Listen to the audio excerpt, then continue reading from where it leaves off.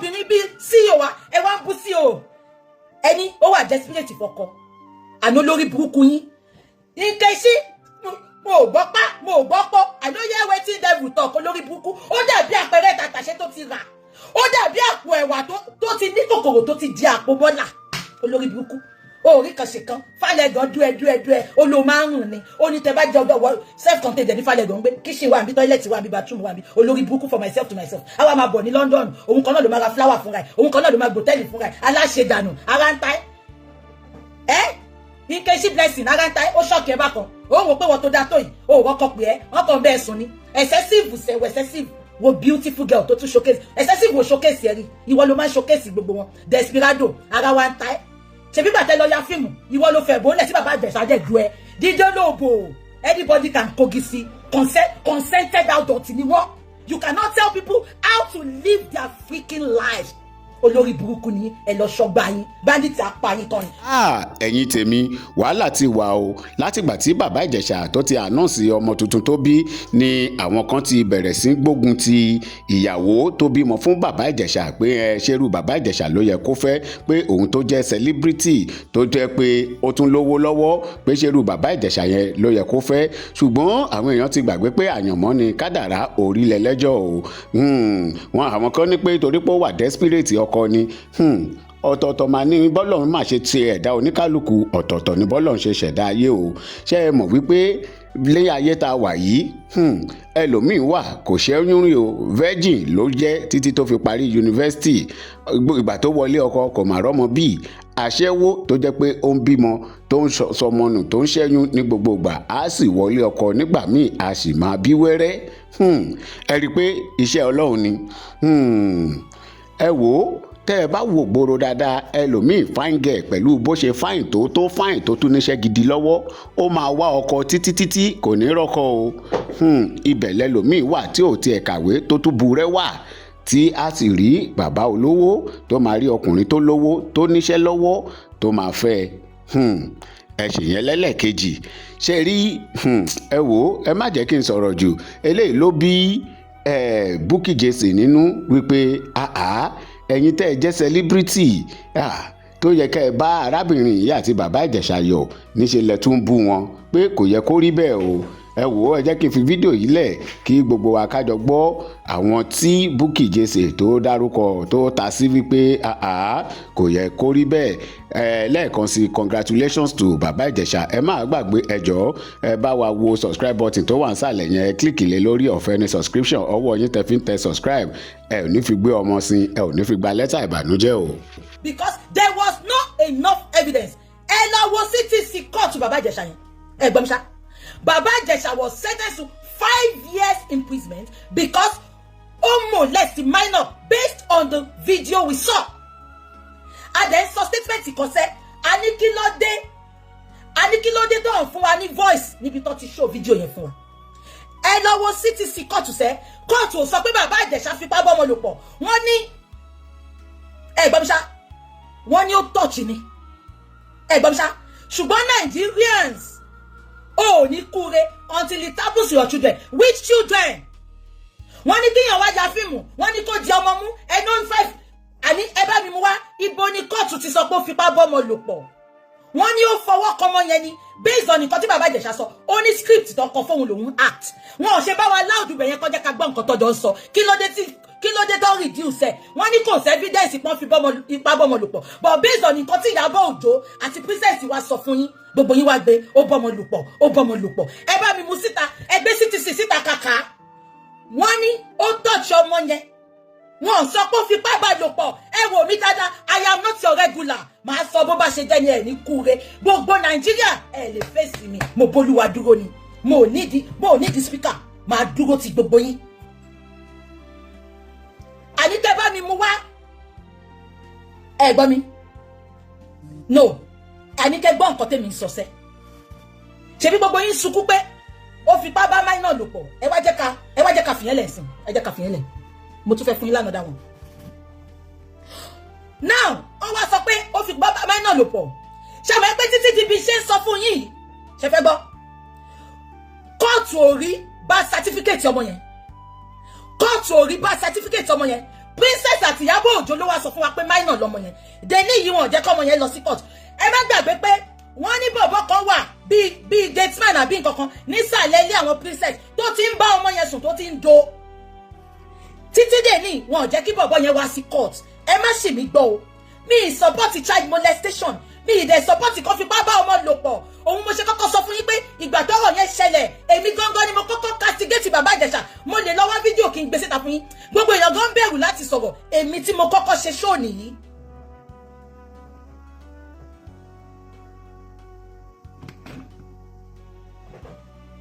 ṣé gbogbo yín gbọ́ mi ṣá ṣé gbogbo yín gbọ́ mi because ẹ má sọ pé ó ń support no tí n bá support bàbá Ìjẹ̀ṣà mo ò ní ṣe show fún mo gbé ṣépè yamayama ẹ lọ wò ó but èmi kàn jẹ́ kí nǹkan kan yé wa ni ṣé ń gbọ́ mi now mo wá sọ fún yín pé iṣẹ́ Nàìjíríà tí gbogbo wa mọ̀ àbí kò ṣe mi àti ìyàmú Nàìjíríà mo wá ráwọn èèyàn tó sọ pé wọ́n convict bàbá Ìjẹ̀ṣà pé ó fi bá kò ní yẹyin ẹ wá ṣe títí ẹ ń pe ọmọ ọlọ́mọ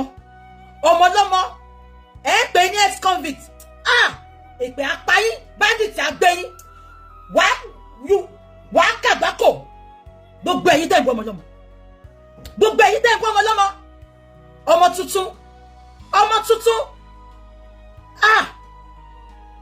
I need VDM stop fighting for these people if you think that VDM àti ní problem yìí I swear to my living God ẹ bá mi mú irú obìnrin bíi CEO wa ẹ wá ń bú CEO ẹni ó wà desperate fọkọ àná lórí burúkú yín Nkechi mo gbọ́ pọ́ I don't hear wetin devil talk olórí burúkú ó dàbí àpẹẹrẹ tàtàṣé tó ti rà ó dàbí àpò ẹ̀wà tó ti ní kòkòrò tó ti di àpò bọ́là olórí burúkú orí kan ṣe kan Fálẹ́gàn dúẹ olo márùn ni ó ní tẹ́ bá jẹ ọdọ self contained ní Fálẹ́gàn gbé kitchen wà níbi toilet wà níbi bathroom wà níbi olórí burúkú for myself to myself àwa máa bọ̀ ní London òun kan náà ló máa ra flower fúnra ẹ̀ òun kan náà ló máa gbòtẹ́ẹ̀lì fúnra ẹ̀ aláṣẹ dànù ara ń ta ẹ́ Nkechi Blessing ara ń ta ẹ́ ó ṣọ́ọ̀kì ẹ bákan ó wò pé wọ́n tó dá tó yìí ó wọ́kọ̀ pé ẹ́ wọ́n kàn bẹ́ẹ̀ sùn ni excessive sẹ̀wọ̀ excessive wo beautiful girl tó tún showcase excessive wo showcase ẹ rí ìwọ ló máa ń showcase gbogbo wọn Desperado ara wa ń ta ẹ́ ṣebí gbàtẹ́ lọ ya fíìmù ìwọ ló fẹ́ bọ́ọ̀lẹ̀ tí bàbá Ìjẹ̀ṣà dẹ̀ ju ẹ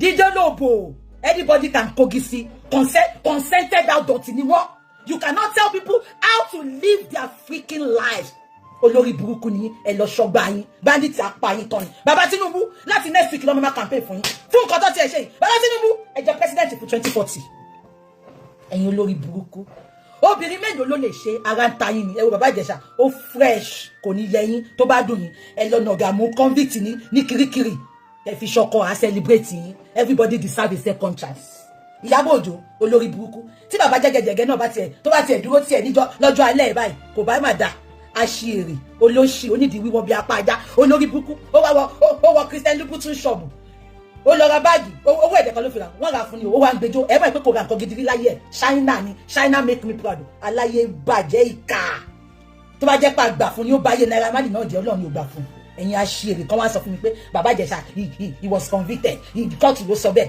àbí kóòtù yẹn kọ́ lórí lísì Dr. Fẹ́mi tagi gbogbo evidence ta gbọ́ voice note alẹ́ ìlè ṣoríire Nàìjíríà yìí láti next week VDM èmi àti ẹ̀ máa mú nǹkan lẹ̀ bàbá dá Tinubu ni mama campaign fún nǹkan tí gbogbo yín ṣe ẹ̀yin olórí burúkú Nkechi ìjọ ọmọ ẹjọ pátálẹsì ìjọ ọmọ ẹjọ ó wá fi kan ra mú bàbá Ìjẹ̀ṣà ṣebí ìwọ ló gbóbò lẹ kí ni tiwa kí ló wá kan rú àwa yìí ẹ má lọ pòbò mọ́ ẹ má ṣòbò ẹ ṣòbò lábàṣà ẹ ṣòbò játijàti ẹ gbọ́n nǹkan tọ́lọ́run mi wí ni Olóhun á ṣàánú fáwọn tóun máa ṣàánú fún. I will show mercy to whom I will show mercy and I will show compassion to whom I will show compassion. Ènìyàn ń wojú ọba Olúwa ń wọkàn. Ènìyàn ń wojú ọba Olúwa ń wọkàn. Tọ́lọ́run bá jẹ́ èèyàn ni Ọlọ́run kò dàbí ènìyàn. Tí Ọlọ́run bá jẹ́ èèyàn ni ẹ gbọ́ mi. Ìtorí ẹ̀ lọ́lọ́run ṣe jù wá lọ. Ẹ gbọ́ mi ìtorí ẹ̀ lọ́lọ́run ṣe jù wá lọ ẹ wá ń sọ ṣó jẹ́ kó níyàwó ṣó jẹ́ kó fẹ́ ex convict kò ní yẹyìn wò mí dáadáa bí ṣe wà yìí kò sẹ́ni tí mo lè fẹ́ obìnrin gidi ní sí olùmí obìnrin gidi ni tó bá yẹ pé sí olùmí lọ́lọ́run máa lò láti fi tún ayé bàbá Ìjẹ̀ṣà ṣe nǹkan. Mo dẹ̀ sọ fún yín, mo náà ṣẹ̀ṣẹ̀ fẹ́ra, wọ́n fẹ́ ṣe wedding ni bàbá Ìjẹ̀ṣà fi rí ẹ̀wọ̀n rí. Àṣebàjẹ́ Ọlọ́run ò jọ yín, ẹ máa gbókù ni. Ẹ wò mí dáadáa, ẹ máa gbókù ni, ẹ máa kékù ni. Ẹ jẹ́ sáré kan kọ̀kọ̀ fún yín. Sí Olúmi, wàá ṣoríire, wàá lálùbáríkà. Gbogbo ẹ jẹ́ kan kọ̀kọ̀ fún yín, ẹ jẹ́ sáré kan kọ̀kọ̀ fún yín. Wo wọ́n ní tó bá fẹ́ gbé ní ayé pẹ́, má gbà fẹ́ anybody, no grief for anybody. Ọ̀rà for ọ̀rà, ọgbọ̀nà for ọgbọ̀nà. Ẹ jẹ́ kí n kà nǹkan fún yín. Ìgbà tó di àná ló ṣẹlẹ̀ àbí? Ẹ fábàyà o, nǹkan tí sí Olúmi kọ ni. Only we are overwhelmed with joy. Our little star has arrived to light up our lives. Our hearts are full. Our life is complete. I ask you, Ìjẹ̀ṣàmí, you are 1 in a million. Pátalẹ́sì, ọkùnrin ká gbogbo láìsí fún ẹ pátalẹ́sì. Nkechi Blessing olórí púpọ̀ aláṣẹ dànù. Òkú fágbà. Apẹ̀rẹ̀ tàtàṣe, ó dàbí òkú ọ̀pọ̀lọ́. Nkechi Blessing, ó dàbí òkú ọ̀pọ̀lọ́. Kò rẹ́ni kọ gbogbo poem yìí fún poetry. Máa gbọ́, ẹ bá mi táàgì ẹ. Ẹ mọ tọ́pọ̀lọ́ bá kú. Kò ń ṣọ̀pọ̀lọ́ tó tí ni o, ọ̀pọ̀lọ́ tó bá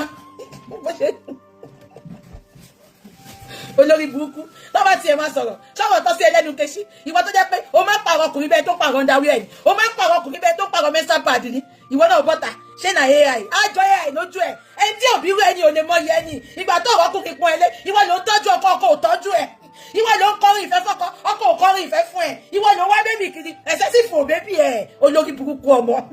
Ẹ jẹ́ àkàrà ìsìtì sí Olúmi kan. Ó ní our little star has arrived to light up our lives.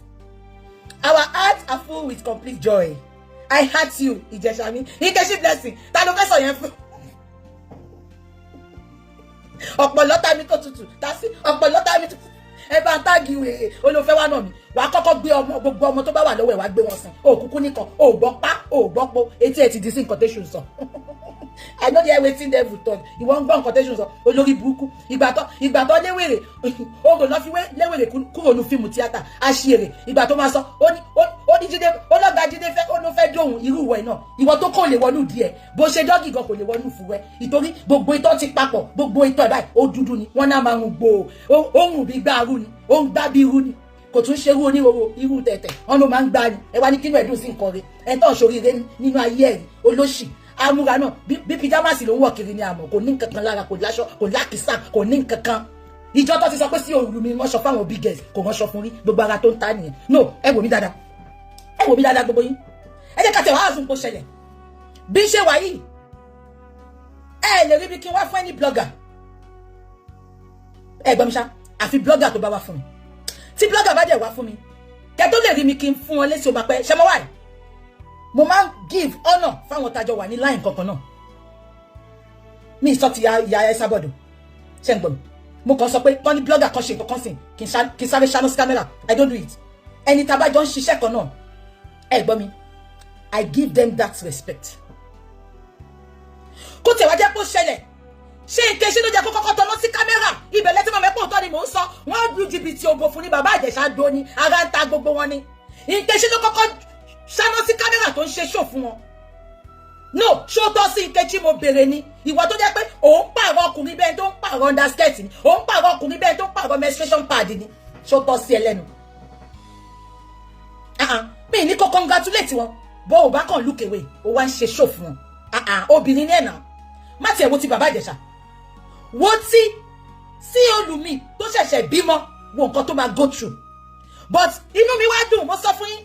Ọmọ Oǹdó, ọmọ Èkìtì wọn rán yín.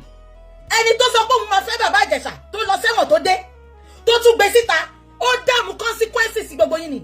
Sí Olúmi damned you all consequence. Ó ní kò ní dá fún gbogbo yín. Ó gbé nǹkan ẹ̀ síta. Ẹ̀yin lẹ wá fi pé ẹ fẹ́ búlì ẹ fẹ́ lọ bú. Ẹ jẹ́ kí n máa ka nǹkan tó kọ lọ. Mo lọ síbì kan ni. Ó ní you are 1 in a million. Your hearts are pure. What a miracle and privilege God gave us. More than we prayed for. My ever strong man, Baba Ìjẹ̀ṣàmí, love you till eternity. Apẹ̀rẹ̀ tàtàṣe, àníta ló kọ gbogbo ráìsì fún wọn, ò lè rí. àgbésùn lọ́ máa fi ẹ́ ṣe ó mọ́dún tó ti wà lórí social media tó ti sọ pé olọ́kọ orí kan ṣe kan ìwà burúkú ẹ̀yìn náà ni ó dàbí àpótí fẹ̀dẹ́kò olórí burúkú ó lọ sí jíìmù bó ṣe ó dàbí màmá Jasco lórí iṣẹ́ ó wá bínú wọ́n ya fọ́tò mi I will sue the person ṣe bí mo jẹ́ jókòó ló ṣe bára ẹ̀ wọ́n ò fi kún wọn yọ kúrò ó ṣe wá bínú pọ́ gbé fọ́tò ẹ̀ fídíò èmò dáná fídíò èmò nice wọ́n wá lọ gbé real picture ẹ̀ wọ́n wá gbé èyí tó filter kò ní dá fún ìbò tó ṣe filter ìkẹsẹ̀ tó jẹ́ pé olórí burúkú tí kọlu bá ṣe ṣó máa ṣe kọlu I love you olóṣì ṣé mo rí gbogbo ṣe máa lọ́yìn bọ̀ sí Pastor Gboyega Pastor Gboyega ọ̀rẹ́ Daddy Freeze tó wà mí yẹn olórí burúkú kí Gboyega tó pùtì pàtì lọ síbẹ̀ kò ṣe bẹ́ẹ̀ ni Pastor Gboyega sọ ìwọ pátá lẹ́sìn báwo olórí burúkú kan tó dá wọn lẹ olóṣì tó ń tọrọ 2 million kọ́ wá sọ 2 million kóhun polówó ẹni bá fẹ́ gbé polówó lọ ẹgbẹ́ wà bàbá yín polówó lọ́fẹ̀ẹ́ nídìí tẹ́sọ 2 million fún Keshi olórí burúkú owó ti kú wàzó òkú fágbà ọmọ yóò pitó ọmọ ìyá lábàṣà àbàṣà níyẹ tàtàtà lábíà olóṣì ó fẹ́ kẹsẹ̀ síbù kọrí dìmú fóun ẹsẹ̀ síbù lùkèwé ni ó celebrate ìyàwó ẹ̀ lánàá òkú fágbà ó máa hùn bí ẹja kóté ni wọ́n ní ẹ̀ lè tẹ́ sórí bẹ́ẹ̀ ẹja kóté ni kí ló hùn lẹ́ẹ̀ máa gbọ́ kí ló hùn bóbó ṣé hùn lómi òbá ṣe máa ṣe làálàá wọ́n ní bẹ́ẹ̀ dán náà kò ní dání ara omi yìí ṣá ni báwo lọ́bìnrin ṣe máa wà tí ò ní wọ pátá bó jẹ́ sínkì gan kó wọ omi á máa rí ibi dúró sí nínú òòrùn burúkú yẹn kéèyàn máa wọ pátá omi á wá sáàrin ìtàn gbogbo àwọn máa papọ̀ á máa hùn nínú òòrùn burúkú yẹn ẹ wá ní èèyàn á rọkọ wo mi dáadáa ó lè sọ pé mi ò lọ́kọ gbogbo èèyàn ló máa pé mi ìbá yín jàjà ọkọ ṣùgbọ́n wọ ó dàbí òkú ọ̀pọ̀lọ́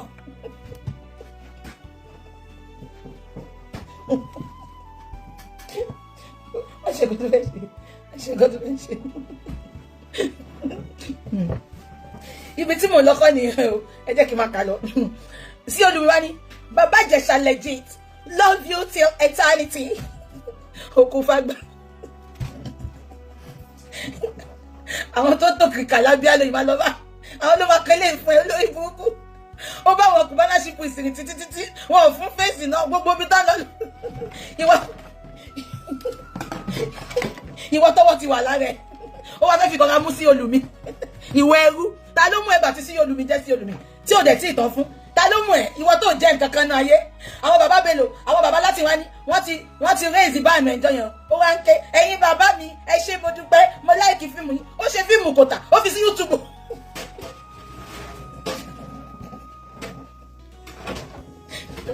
wọ́n wẹ́ pé ọ̀tọ̀ lógo wọn ọ̀tọ̀ lógo Òṣùpá olórí burúkú ṣé sí olùmí lóní kọ́ gbọ́kọ lọ́wọ́ ẹ̀ sí olùmí lóní kọ́ máa lọ ẹ́ wọ́n sáré ohun èlò àlòpàtì olórí burúkú kò gbọ́ pá kò gbọ́ pó I don't hear wetin dem talk olórí burúkú yìí ká láṣẹ tẹ ó ṣojú bí ìgbẹ́ tó tẹ̀ mọ́lẹ̀ mo yìí bọ̀ wá báwọ̀ Tinubu is working aṣèrè bẹ̀rẹ̀ ti ṣá ni bẹ̀rẹ̀ á máa làágùn ni mo rọ àròjinlẹ̀ kò ń yé ronú láyé ẹ̀ àgbà tó yẹ ká ìfipá kọjá ìyọ̀rọ̀ lára Tinubu is working olórí burúkú Tinubu á ṣiṣẹ́ báyẹ̀ pé gbogbo àwọn olè politician ló kọ́ mi fún olóṣì ẹni kó wá ṣe view one song nsìn 4 million ló máa ṣáàdì ó dẹ̀ ní Tinubu is working ẹ jẹ́ àmà sọ̀rọ̀ ẹ jẹ́ sáré kàtọ́ fún yín ẹ máa gbọ́ sí olùmí lóyìn sọ̀rọ̀ in quiet ways in unseen ways God has been writing a story only he could tell ẹ gbọ́ mi. I get to be a mother of King Kaga Omiyinka. Full chest here, no fi pe.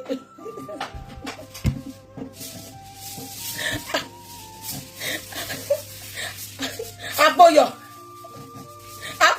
Oh, ni king, oh, ni queen. Apoyo. Kò ní king. Oh, bá kọ́tọ́ pọ̀ mọ́. King Kaga. Oore Olúwa ló ń jẹ́ Kaga. Ẹ máa gbọ́ Taylor ni o ṣùgbọ́n tún mọ prime nǹkan olórí burúkú àlòkù òkú fágbà ọmọ ìyá alábàṣà lábíà kó mọ nǹkan kò mọ bá ṣe ń tọ́jú ọkùnrin olórí burúkú àwádé ìgbà tó fẹ́ wá kí Falẹ̀gàn àwa gbé flower from myself to myself a ní Falẹ̀gàn ló fóun ẹ̀yẹ lọ́wọ́ countenance Falẹ̀gàn gbà ẹ̀ ìyẹn máa lejú pa bẹ́ẹ̀ tó sọ pa ni àwọn olórí burúkú òbúkọ ìtú ti dé.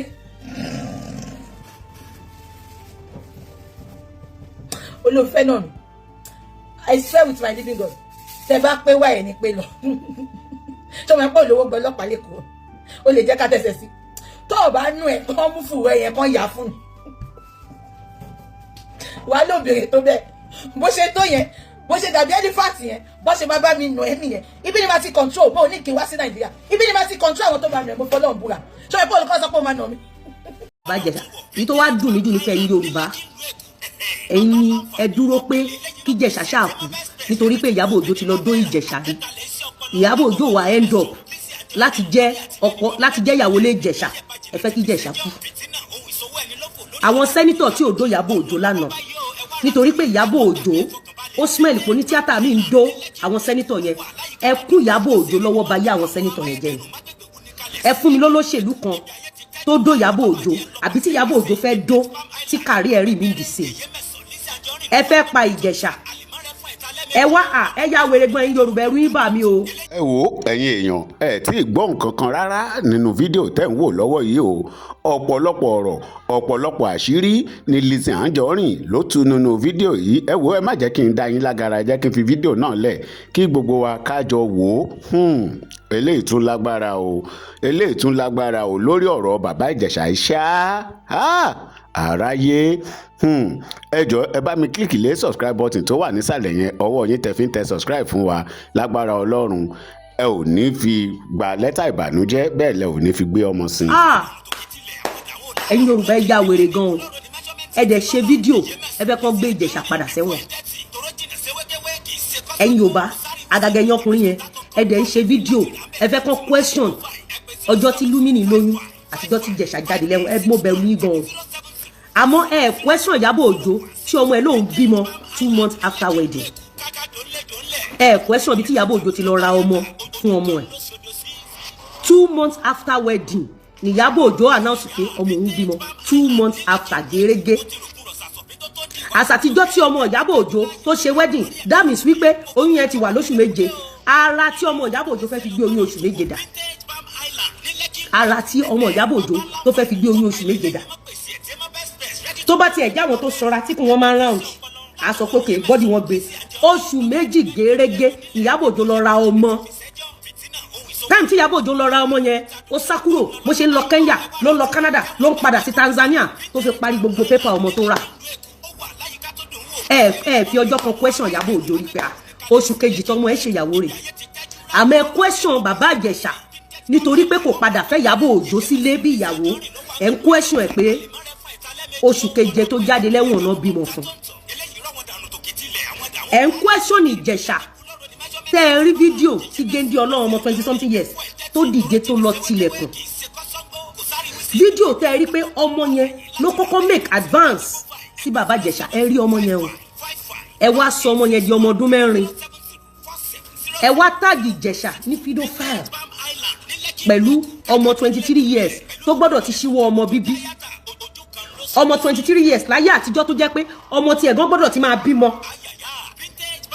ẹ wá sọ ọ̀dọ̀ ọmọ ọdún 4 fún gbogbo wa àmọ́ Ìyábọ̀ tó gbé Mohbad lọ sí UK tí wọ́n sọ àdírẹ́sì ibi tí Mohbad ti perform boyfriend Ìyábọ̀ Òjó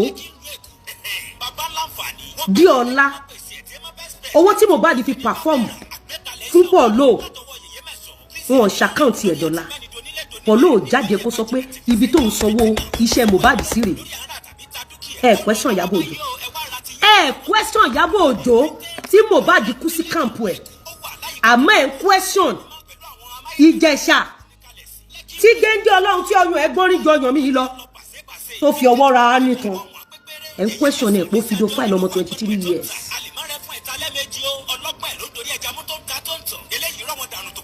question Ìjẹ̀ṣà àmọ́ question ìlọ́kọ tó rán bàbá ọmọ ẹ̀ lọ sẹ́wọ̀n ẹ̀wọ̀n la pé question ẹni tó ń pèrè ní Diona ìyàwó ọ̀rẹ́ ẹ̀ tímọ́tímọ́ ó lọ fẹ́ ọkọ ọ̀rẹ́ ẹ̀ tímọ́tímọ́ tí kò mí sí bẹ́ẹ̀dẹ̀ wọn rí ó wá ń sọ fún gbogbo yín lójú ara yín pé Diona lòun ẹ̀ẹ́dẹ̀ fọjọ́ kan béèrè pé Diona kíni ṣé Diona ọmọ owó ẹ àbí Diona virginity ẹ béèrè yẹn rí. So Ìyábọ̀ Òjó ó ti build àwọn gúùpù apààyàn to that extent that ẹ̀yin àgbàlagbà nílẹ̀ Yorùbá ń sọ̀rọ̀ bí olórí ẹ̀ ń sọ̀rọ̀ bí olóṣì. Number one jẹ́ ń gbé ẹ débẹ̀ fún pé Ìjẹ̀ṣà end up pẹ̀lú CEO Lumini gbówó end up pẹ̀lú CEO Lumini. That shows Ìjẹ̀ṣà was innocent and he was compensated from above. That is what they call compensation. Tá bá gbé Lumini, tá bá gbé Ìyábọ̀ Òjó sórí igbálẹ̀ ni, ta ló wà valuable náà méjèèjì? Ta ló ṣe fi tọrọ ọmọ náà méjèèjì? Ta ló fi lè fi tọrọ ìyàwó náà méjèèjì? Ta ni national treasure nínú àwọn méjèèjì? Nínú Lumini àti Ìyábọ̀ Òjó. Lumini tó bá wùn ẹ́ kó lọ máa wáìnì pẹ̀lú Ìyábọ̀ Òjó là tó bá ta sí máa gbé ẹ ṣépè. Èmi ò gbé jẹ́ bí ò tọrọ lèmi sọ kẹ́ kó ṣì lọ torí kò sí ọ̀kan mi tó gbádùn. For Ìjẹ̀ṣà láti fẹ́ Lumini gbogbo èèyàn ọkùnrin tẹ̀ ń bú Ìjẹ̀ṣà ẹ lọ kú ẹ lọ mú àìpò gbéyàwó lé ẹ síta kó tó bú Ìjẹ̀ṣà yàwó wọ́ọ̀tì ìyàwó lé ẹ jẹ́ káwọ́ contribution ìyàwó lé ẹ sí Nigeria society. God came from above. He kept Ìjẹ̀ṣà for 5 years and he prepared the table before his enemy. Tí family member mi bá fẹ́ sí Lumini máa fi family member yẹn máa fi sínú special call mi sí Lumini nínú ayé ògbóǹtarìgì télọ̀ ọmọ burúkú tíṣẹ́ télọ̀ ń gbá nínú orí ẹ̀. There is no how you will write a story or history of Yoruba land. Tá bá pín lẹ́ni tí Lumini wà náà tẹ́ ẹ máa bọ́ tẹ́ ẹ máa ṣe yes ma fún. That is a company. She is a company. She is the table. She is the continent. She is the country. She is the nation. For Ìjẹ̀ṣà láti bímọ àkọ́bí ọkùnrin through Lumini, obìnrin tá a fi ń tọrọ ọmọ, ìyàwó tá a fi ń tọrọ ìyàwó, citizen tá a fi ń tọrọ citizen. Àṣàyàn ní Lumini. O rò pé Lumini pọ̀ ni. Tí Lumini bá pọ̀, mú Lumini kan jáde nínú ẹbí ẹ̀. Ìwọ mú Lumini kan jáde kó lórí burúkú títí ẹ tó ṣe show fún Ìjẹ̀ṣà fún mi ní Lumini inú ẹbí ẹ gẹ́gẹ́ bí ọmọ ẹ gẹ́gẹ́ bí ìyàwó ẹ àbí gẹ́gẹ́ bí family member ẹ fún mi ní Lumini kan. Baba Ìjẹ̀ṣà is not your regular customer. Baba Ìjẹ̀ṣà is your boss. Baba Ìjẹ̀ṣà deserve a chieftaincy title in the country. For Ìjẹ̀ṣà to have end up with Lumini, it shows you Ìyábọ̀ Òjó, you cheated that man. Ìyábọ̀ Òjó, it shows that you lied against that man. Ìyábọ̀ Òjó, God disgraced you before the whole world. Lumini wá kéré nú ayé ni. Lumini ò mọ value ara ẹ̀ ni. Tó bá jẹ́ pé Lumini lè dúró bí wá ṣe dúró ni. Wọn ò bí pọ̀ rí ìyá láyà gbogbo yín àti lọ́kọ àti Ìyábọ̀. Ẹ gbọ́dọ̀ lárúkọ mọ́ Lumini lórí. It is not about age. It's about her achievement. It's only God that can reward a man. It shows Ìyábọ̀ Òjó lied against Ìjẹ̀ṣà. The news that came out yesterday. I was expecting Ìlọ̀kọ̀ Arelu. I was expecting you. Ìlọ̀kọ̀ gbẹ́sẹ̀ síbi bọ́ síbi. Ẹsẹ̀ tó o gbé lọ tó fi ṣe baby shower. Kí ló dé tó ṣe lè post ọmọ afẹ́ tó ránṣọ ọ̀fẹ́ fún ẹ fógún ọdún ẹgbẹgbẹ̀rún ọdún. Ọmọ afẹ́ tó spend the sleepless night. Why are you not bold enough láti lè post ọmọ afẹ́ tó fa yẹ́ẹ̀sì? Ṣé ẹ lọ ṣe baby shower ni? Abẹ́ lọ fi ṣẹ̀sín. Ṣé ẹ lọ ṣe baby shower ni? Abẹ́ fẹ́ pa Ìjẹ̀ṣà yányán. Ṣé ìgbà tẹ́ lọ ṣe baby shower? Ṣé ẹ̀dá bàbá ọmọ mọ̀? Ṣé báṣọ tó wọ̀ fún baby shower? Ṣé bí the same aṣọ yẹn lọ́kọ yẹn wọ̀? Kí ló dé tẹ́ ṣe fẹ́ rí lunch sí Ìjẹ̀ṣà? Tẹ́ ṣe fẹ́ kàn padà sẹ́wọ̀n? Mo ń béèrè Ìlọ̀kọ̀ gbẹ́sẹ̀ sókè gbẹ́sẹ̀ síbi. Mo ní why are you not proud enough to post your ọmọ afẹ́? You are scared of Ìyábọ̀ Alice Òjó. Because irú kankan náà ni wà tí Ìyábọ̀ Òjó. Èmi ò tí ì rí ohun tó máa dé bọ́ ọmọ afẹ́ tèmi tí mo máa dìná yẹn nínú òjò nínú ẹ̀rùn nígbà jíjẹ nígbà tí ò bá sí toro lórí burúkú obìnrin ní ẹ̀ lọ́kọ. So when Iyabo was dragging Ijesha to prison, you cannot beg on behalf of your Omoafe to spare Ijesha. And you end up with enemy of your Omoafe. Ó yẹ kó lọ pa gbogbo yín. Ẹ̀yin tẹ́ bá tún ṣì ń wo fíìmù àwọn pípù yìí, ọ̀run àbá tí ń jẹ́ tọmọtọmọ yín. Ẹ̀dẹ̀ bá ṣe wo fíìmù àwọn pípù yìí. Ẹ̀dẹ̀ bá ṣe wo fíìmù wọn. Ọ̀run àbá tí ń jẹ́ tọmọtọmọ yín ẹ̀dẹ̀ bá wo fíìmù wọn. He who wants equity must come with clean hands. You want the society to bless you, you must bless the society back. Iloko, where is your conscience? How can you later become a best friend of your Omoafe's enemy? Èyí tí Iyabo Ojo ṣe fún mi tó ṣe fún ọkọ mi. Ó ṣayé yìí mọ́ kò sẹ́ni tó máa parí ìjà yẹn. Ká má ti sọ wípé Ìjẹ̀ṣà lọ sí ẹ̀wọ̀n ọdún 5. Iloko, you now end up in the same camp. The camp tó wà yẹn sìn, ó lè celebrate Omoafe. Kí ló lọ ṣe níbi kí lẹ lọ ṣe surprise baby shower funfun. Mo ń sọ̀rọ̀ yín. Àwọn èèyàn rò pa láṣọ jù ní mí. Àwọn èèyàn rò pa láṣẹ jù ní mí. Mo ń sọ yí àwọn èèyàn tẹ́ ti waste dànù. Tẹ́ẹ̀dẹ̀ máa ṣojú fúrú. Ẹ̀yin lẹ máa waste àwọn èèyàn. Ẹ̀yin lẹ máa sunkún lọ́jọ́ bẹ́ríà. Ẹ̀yin lẹ máa fòkun wọn gba donation.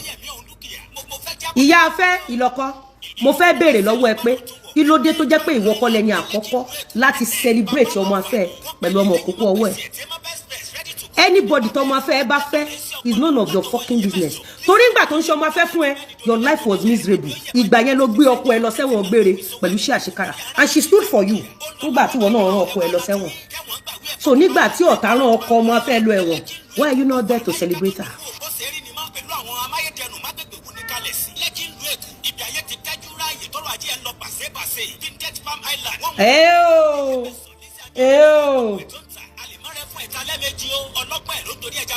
Mo ń béèrè pé kí lẹ lọ ṣe baby shower fún Lumini fún gbogbo yín tẹ́ ṣe baby shower pátápátá kò sí kankan nu yín tó celebrate ọmọ kókó yẹn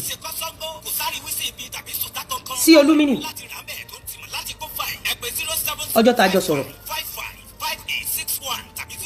tó jẹ́ kí n mọ̀ pé Ìjẹ̀ṣà ló lọ́mọ mo ní ṣẹnu ẹ báyìí. Yàtọ̀ sí pé a jọ sọ̀rọ̀ Ìjẹ̀ṣà gbogbo ẹnu ni mo fi sọ kò yẹ kí n sọ ilé àmọ́ máa sọ. Èmi ti ṣe nǹkan kan fún sí Olúmínì rí tó jẹ́ pé nǹkan tó tóbi láyé àtọ̀run tí sí Olúmínì gan mọ̀ pé mi mo ṣe. Ó ṣẹ̀ṣẹ̀ rántí ní 2 weeks ago ni 2 months ago ó ṣẹ̀ṣẹ̀ rántí ni tó wá ń sọ fún mi pé sista tó tọ́ mà ní mo máa ti gbàgbé ilẹ̀ máa ṣe kò rántí rí mi ì búlì ẹ̀ rí mi ò búlì ẹ̀ rí etí kejì ò gbọ́ rí a lọ sí pèjẹ lọ stọọkì ẹ̀ rí aṣọre yẹn fún láyé àti lọ́run a dẹ̀ ń fàdúrà ràn lọ́wọ́ a dẹ̀ ń promote ẹ̀ lórí péjì wa tó bá jẹ́ pé ẹ̀yin lẹ ṣerú oore yẹn fún ayé gbọ́dọ̀ ti parí. Bàbá Ìjẹ̀ṣà Bọ̀dá Lánre industry ball ní wọ́n máa gbá yín títí tẹ̀mí máa fi bọ́ lára yín. Bọ̀dá Lánre jáde lẹ́wọ̀n mo bá Bọ̀dá Lánre sọ̀rọ̀ mo gbóhùn àwọn ọmọ ní tíátà the same àwọn ọmọ ní tíátà wọ́n súnmọ́ Ìyábọ̀ Òjó bí iṣan ọ̀run the same àwọn ọmọ ní tíátà lọ́ ṣe baby shower fún sí Olúmínì àmọ́ tí wọ́n lè celebrate ọmọ òkókó yẹn. Bọ̀dá Lánre ẹ lè dẹ́rù yín gbé mo máa lo case yín as case study láti stop Ìyábọ̀ Òjó láti pa àwọn ọmọ mi. Bọ̀dá Lánre mi ò gbèjà yín necessity ni mò ń ṣe gẹ́gẹ́ bí abiyamọ. Ẹ lè dẹ́rù yín gbé ẹ ní mind of your own ẹ dey think beyond the box gbogbo ògbésí ayé yín inú film industry yẹn ni so kò sóore téèyàn fẹ́ ṣe fún yín nínú film industry yẹn bẹ́ẹ̀ lọ sẹ́wọ̀n àfàìmọ̀ kan má fi kú rèwerèwe pa yín torí pé ẹ̀ nígbàgbọ́ nínú ara yín gbogbo ògbésí ayé yín inú film industry yẹn ni. Bọ̀dá Lánre wọ́n rún ẹlẹ́wọ̀n ọdún 5 ó wá padà sọ́wọ́ àwọn ọmọ tó ń rún ẹlẹ́wọ̀n ó yẹ kí wọ́n fọ ẹ̀pọ̀n ẹni pẹ̀lú rọ́bà.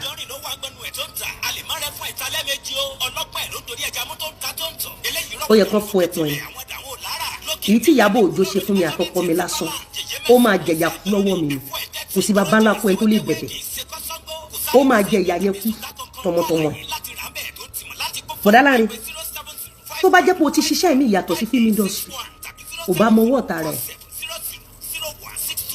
ó mọ ọwọ́ ọ̀tá rẹ̀ ẹ̀wọ̀n tó ń rún ẹ lọ yẹn ó kọ rí bí fíìmù ni ó mọ̀ kán ti bà títí ẹ jẹ́ eré ló máa pè é ìgbẹ̀yìn ló ń dolóko àdá ọmọ tó bí yìí tó bá bẹ̀rẹ̀ sí ní dàgbà kò síkú tó fẹ́ pa ẹ́ ju tó ń ṣe fún ẹ̀yin lọ bọ̀dá láàrin ẹ ní orí tẹ̀ ń rò ẹ ní orí wẹ̀ rí for the fact that you don't know gravity of what they have done to you ò jẹ́ kí n lè bá yín sọ̀rọ̀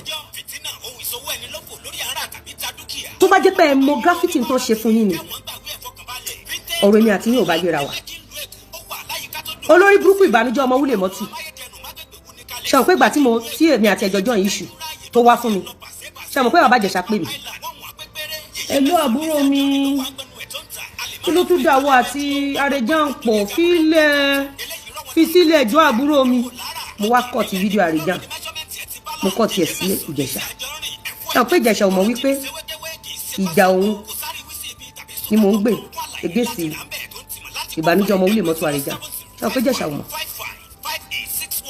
kí ló dẹ̀ bí mi nínú ni wípé Àrẹ̀já àti Ìyábọ̀ Òjó wọ́n ti jọ ń ṣàbúrú yẹn bọ̀ nígbà tí Ìyábọ̀ Òjó lọ ṣe show against mi lọ́dọ̀ Bíọ́lá Àrẹ̀já ń ṣí àì ìyàwó ẹ̀ ṣí àì tí ò yẹ kó rí bẹ́ẹ̀ ìyẹn lọ bẹ́ẹ̀ nígbà tí Àrẹ̀já máa jáde olórí burúkú alákìísà aláyé bàjẹ́ ẹni títí ẹ ti ta gbogbo ìṣẹ̀dá tó ń gbèjà Àrẹ̀já ìgbẹ̀yìn àwọn ọmọ yìí máa dàbí ìgbésí ayé Àrẹ̀já ẹ̀yin kan tẹ́ bá ti rí jẹ tẹ́lẹ̀ ẹ̀ ní rí jẹ mọ́ ayé yìí máa dàbí ayé Àrẹ̀já ni.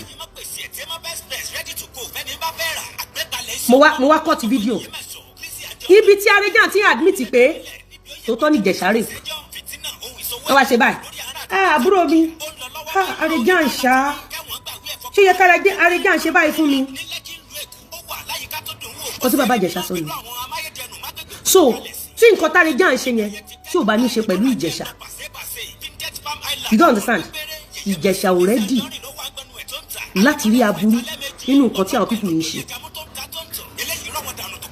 èyí tó bá kan Ìjẹ̀ṣà ní Ìjẹ̀ṣà fẹ́ fẹ́ra pítì get me give me cup yes put it in the cup ọ̀ntì ìgbà tí mo cut video yẹn pé tí mo ní bàbá Ìjẹ̀ṣà even tẹ́ bá pààyàn kò tọ́ sí ẹni onítíátà kankan lẹ́nu láti bá ti yín jẹ́ tó bá máa bá ti yín jẹ́ kí ará àta bá ti yín jẹ́ ẹ má jẹ́ kó jẹ́ onítíátà ẹgbẹ́ yín ló máa bá ti yín jẹ́ you don't understand until I sent him the video so when I sent him the video if tẹ́ bá listen sí bó ṣe ó stand down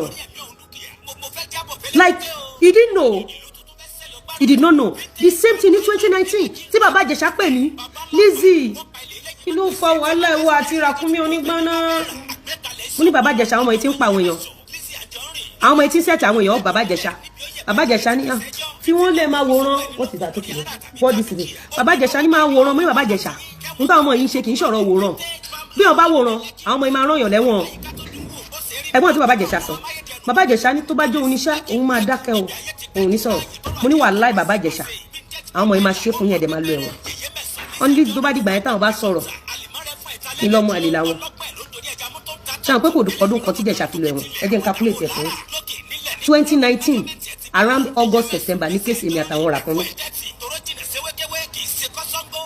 2020 May Ìjẹ̀ṣà lọ sẹ́wọ̀n ẹ̀rí pé kò ọdún kan sorry 2021 sorry come help me keep this joy at the back ẹ má bínú.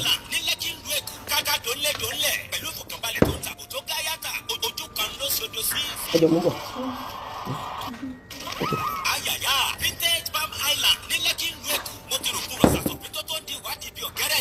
mo bọ̀ máa jí sí ṣé you see am n bọ̀ ṣe no this one this place.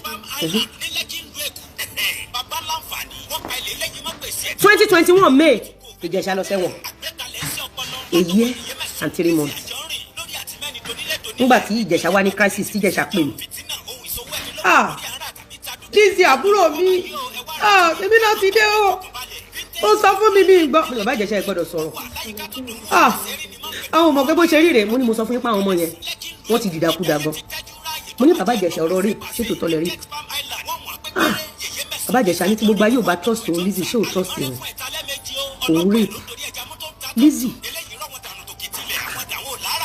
ṣé bóun máa ń rí ẹ tó máa ń mú àwọn ọmọ kéékèèké mo ti wá location mi rí dáadáa èmi náà ti lo location ẹ rí ṣé o gbọ́rù ikú bẹ́ẹ̀ yẹn nípa mi rí mo ní bàbá Ìjẹ̀ṣà mi ò gbọ́ nípa yín mọ kéèsì lè wọ́n lẹ̀ ṣe bàbá Ìjẹ̀ṣà ní tóun bá ṣe tóun bá purọ́ fún mi kí n fa àwọn fọlọ́run ó ní tó ẹgbẹ́ tòótọ́ lòun ṣe tóun parọ́ fún mi kí n fa àwọn fọlọ́run ó ní ṣé ó pọ́sibú kóun bọ́ ọmọ kékeré sùn ó ní àmọ́ tóun ò bá ṣe ó ní Lizzy ó láṣìírí àwọn tó ń ṣe kí ni máa tú nǹkan tí Ìjẹ̀ṣà sọ fún mi yẹn and I called my husband èmi wà ní Amẹ́ríkà mo lọ bímọ that was around April mo dẹ̀ pé ọkọ mi ọ̀gá mi ní Ìjẹ̀ṣà kì í ṣe òun ló kọ́ mi iṣẹ́ o but senior mi ní film industry gbogbo fíìmù tí n bá dẹ̀ ṣe Ìjẹ̀ṣà máa ń wà ń bẹ̀ you don't understand kò lè níṣòro kò sí bí crisis Ìjẹ̀ṣà ṣe lè le tó mi ò lè fi Ìjẹ̀ṣà lẹ́nu crisis mi ò lè fi sílẹ̀ mi ò lè fi sílẹ̀ torí pé ìtorí ijó ìṣòro nìyàn ṣe ń mọ̀yàn ìtorí ọjọ́ ìṣòro nìyàn ṣe ń léyàn torí ọjọ́ ìṣòro nìyàn ṣe ń báyàn ṣe kò sí bí crisis ṣe lè worst tó láyé in as much tó bá ti ṣe dáadáa fún àwọn èèyàn lẹ́tọ̀ọ́ àti dúró fún ẹ